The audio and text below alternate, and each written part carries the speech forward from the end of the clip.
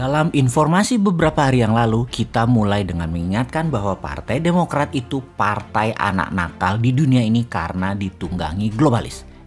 Ini Partai Demokrat Amerika loh ya, bukan partai yang jadi rebutan para jenderal. Bener deh, gara-gara urusan partai di Indonesia adalah syarat untuk jadi penguasa dan pemegang jabatan, juga karena ingin berkuasa terus-menerus sampai anak cucu cicit. Jadi sekarang di SD ada kata-kata mutiara baru. 2 jenderal bertarung, mayor mati di tengahnya. 2 jenderal tersebut, yang satu pejabat dengan posisinya diancam dalam tanda petik, yang satu lagi jenderal mantan presiden yang harus belajar lagi bernegara karena di banyak negara mantan pejabat harusnya tidak cawe-cawe sama pejabat baru. Di sisi lain, pejabat yang menjabat tidak cawe-cawe dosa masa lalu pejabat tersebut, ini dua-duanya harus belajar. George Bush ya misalnya, sebel bener sama Obama. Selama 8 tahun Obama menjabat, Bush bunyi juga enggak. Sekarang Biden berkuasa, Trump mantannya bunyi juga enggak. Padahal bajingannya Partai Demokrat berkuasa yang di belakangnya globalis mulai perang lagi, di mana Trump dan Republikan dulu nggak ada perang. Drone mulai menembak ke Aramco punya kilang minyak. Niatnya apa? Niatnya adalah minyak mentah $100.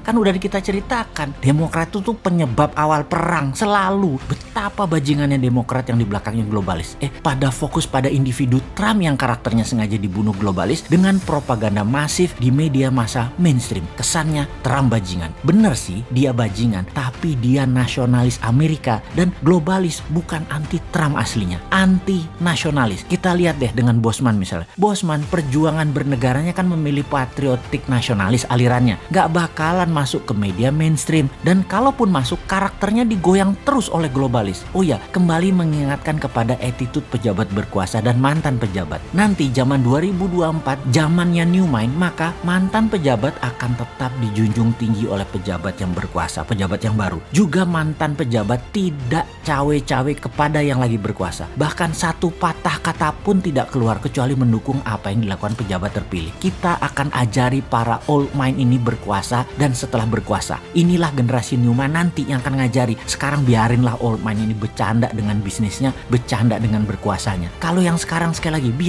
biarin aja mereka nggak ada etika, nggak punya kebijakan yang solid, yang tidak gonta-ganti dalam sesaat. Kebijakan itu harusnya solid. Pejabatnya pinter main kata-kata yang sekarang ini, sementara oposisinya pada mandul kreativitas. Ya memang mereka berdua ya old mind. Jadi akan ada arus besar di tahun 2024. New mind versus old mind, bukan incumbent versus oposisi. Incumbent versus oposisi itu old mind dua-duanya. New mind masih sedikit di tahun 2021. Namun di tahun 2022 pasti akan menguasai pemahaman bernegara kaum digital. Di tahun 2024 mereka yang generasi milenial dan generasi Z menguasai 65% voting right, hak pilih. Inilah generasi digital. Gak bisa dimainkan lagi pakai media mainstream. Jadi kita buktikan bahwa old mind sekarang berkuasa pasti gak bisa paham dan akan gelegepan ketika BBM harganya mendekati $100 per barel yang dimainkan globalis. Sementara new mind sudah tahu, ini dibuka informasinya oleh new mind, BBM bakal ke arah $100 per barel dan instrumen perang akan dimainkan Demokrat di seluruh dunia. Itu bahkan informasinya sebelum Partai Demokrat menang dan jadi presiden di Amerika. Ya untuk kesekian kalinya, mudah-mudahan salah lagi analisanya Bosman, sehingga yang lagi menjabat dan bernegara kesannya benar, padahal beruntung aja orang gak banyak paham geopolitik dunia.